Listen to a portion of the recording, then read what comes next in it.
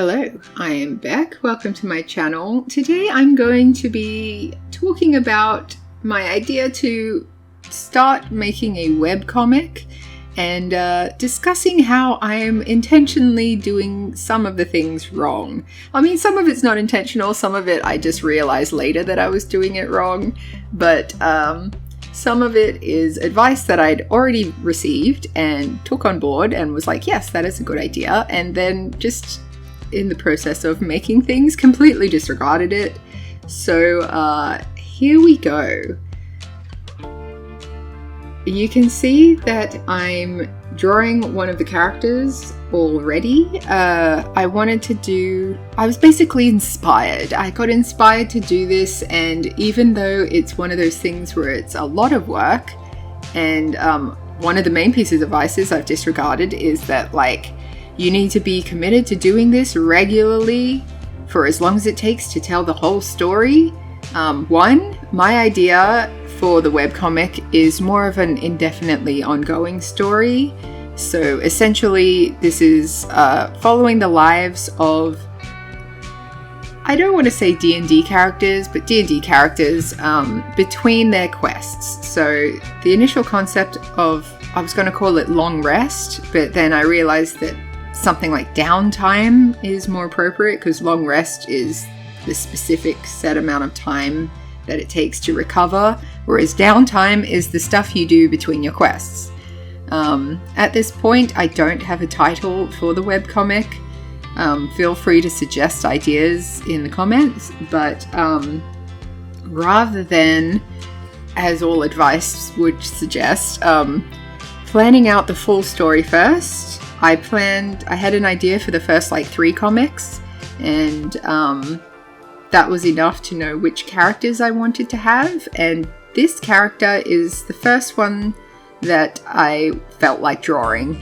She's not fully formed, even though I made a stat sheet of her. Like, the important stuff stays the same, but in future videos you might see her outfit changes a bit.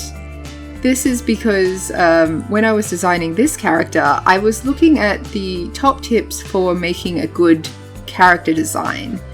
But that kind of leaves off the extra part where what I actually needed was top tips for making a good character design for a webcomic.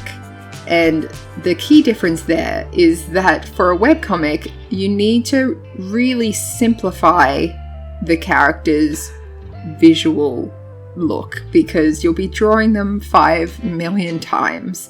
And so where I was very excited to put this character in very detailed clothing that really demonstrated who they were, and it used the rule of quarters, where, like, if you're looking at the top, if she's facing forward and you're looking at the top left of her, you can tell what her vibe is. You can tell kind of what she's about. Similarly, if you look at the bottom right quarter of her, you can still tell what she's about. It's not just an indiscriminate character who's wearing pants and shoes and could be anyone.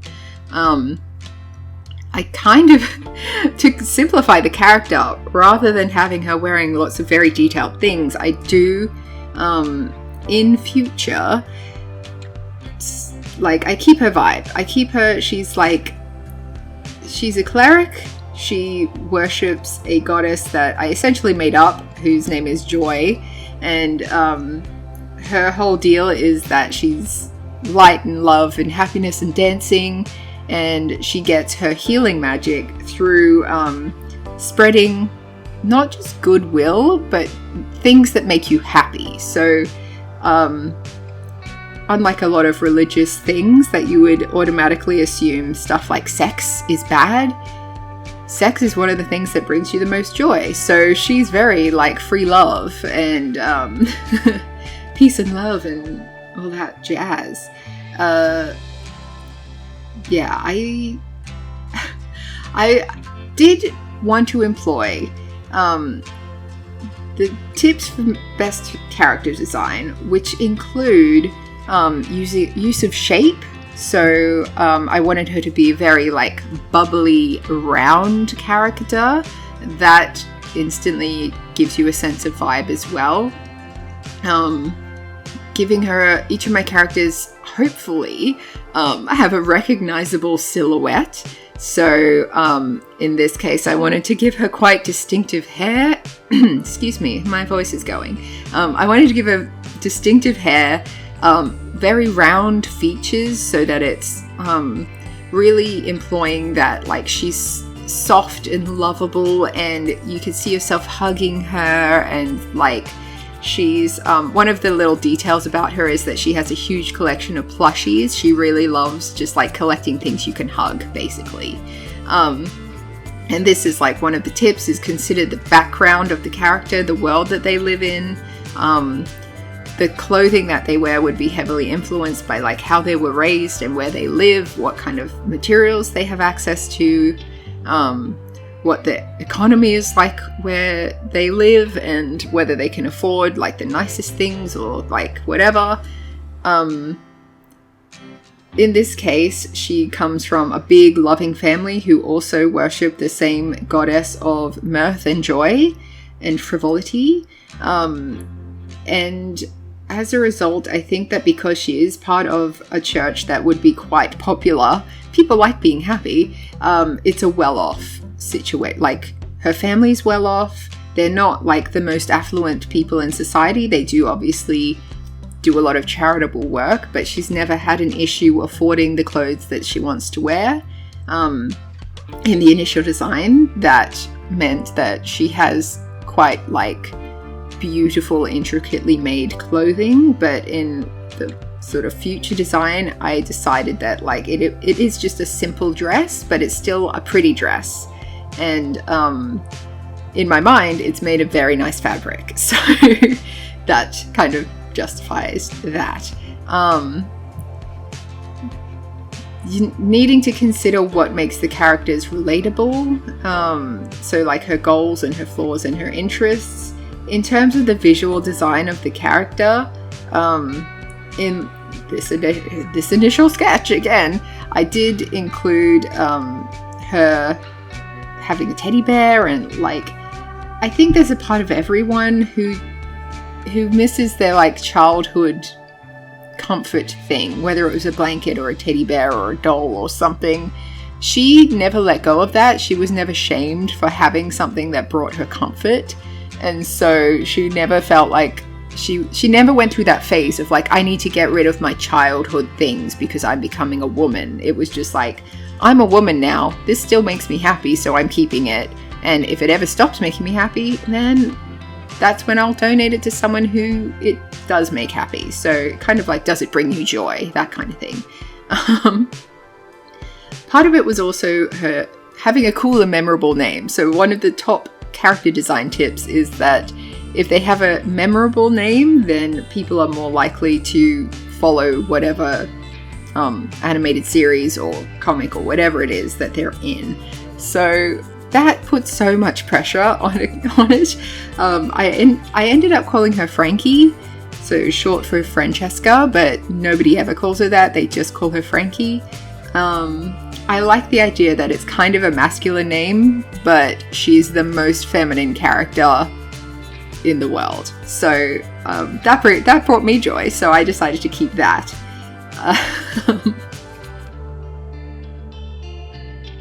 I don't know if I've mentioned this yet, but her race, her species is dwarf.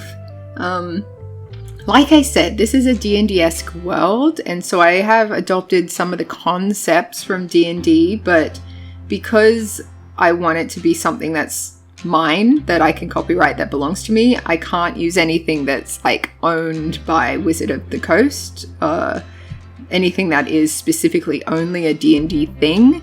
So like, while dwarves are a thing, they exist. So I don't need to worry too much about that being a copyrighted thing. On her stat sheet, which I'll show now, she's not a cleric, she's a healer. Her role is healing.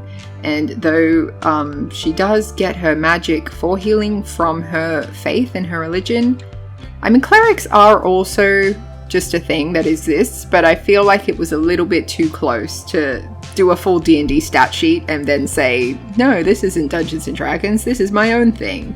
So one of the other characters is a demonkin, which is a distant relative of a demon. Yeah. I mean, we all know that there is a different word for that, but for the sake of saying that this is my own thing, yeah, she's related to demon. Yeah. Part of this as well is that the things that I'm doing wrong. For starters, it's a webcomic, so it's going to have an ensemble cast. And when I talk about how in future I change things, it's not just simplifying them, but how they look together as a group. So I made a choice with the pink. Part of it was because she's a very feminine character, so I was like, pink, let's have an adventurer who's just like a fully pink girly. But the colors that the other characters are wearing, the pink stands out way too much. So I end up changing her to being in yellow, which arguably fits the like health and happiness theme much better. So I'm glad that I went back and revised. That's one thing that I did do correctly, is that I didn't get too precious about the work that I'd already done. That I was like, well, it's done now, so I'm not changing it, and I'm just like stuck doing this forever now. When you're doing character design, especially for something where you intend to use those characters a lot, it's fine to revise them. It's fine to change them after you've done something. Even if I had made the first few comics and then been like, I don't like the color scheme of the group, I don't like what they're wearing. They're people, so people change their clothes, people change their looks all the time. So it's not a huge deal. It's just like the initial impact of the first comic I haven't finished making it yet, but it will be better because I have considered how the characters look together as a group, even though I designed each of them completely independent of each other until I got to like the second to last one. So, there's that. Circling back to the kind of first rule of making a webcomic, well, not a rule, but the overwhelming advice that I got from many, many videos was that you should start with one simple short story and make that to completion just to see if you actually enjoy making webcomics. And then if you find that it's something you're willing to do like consistently all the time, you can dive into your big epic tale. As I said, the concept I have for my story is kind of a never-ending one. Like, it might end if I get all my characters to a place where they're happy and maybe retired, or like there's not really any interpersonal stuff for them to work on, no character growth left for them to do. But that's very far in the future. Also, because I have no intention of this comic being like a big deal, where people like have it marked in their calendars and they come back every week to see it, or like I don't think it's not something that there will be any way of making money from unless I do somehow make enough to print it into a graphic novel, which would be years and years and years away. So taking that pressure off myself and intentionally doing this part wrong is I'm going to be doing a panel when I feel like it. And I have some scripts written out. At this point, there are, I think, like 20 scripts written out. So I have the ideas for them, which means I will want to make them at some point. Like, the motivation usually comes when I have the image in my mind. I need to get it on paper or digital paper. You get the idea. So they will happen, but I have a lot of things that I want to do. Like, I want to keep drawing Dungeons and Dragons characters just from rolling them, and I want to keep drawing characters from my book. And basically I have a lot of creative things I want to do and not enough time to do them. But for now, I hope you like the character design I did for Frankie. As I said, it will change, but at the moment I still like this design. It's just too complicated for a webcomic. Let me know what you think and have a great day. Bye!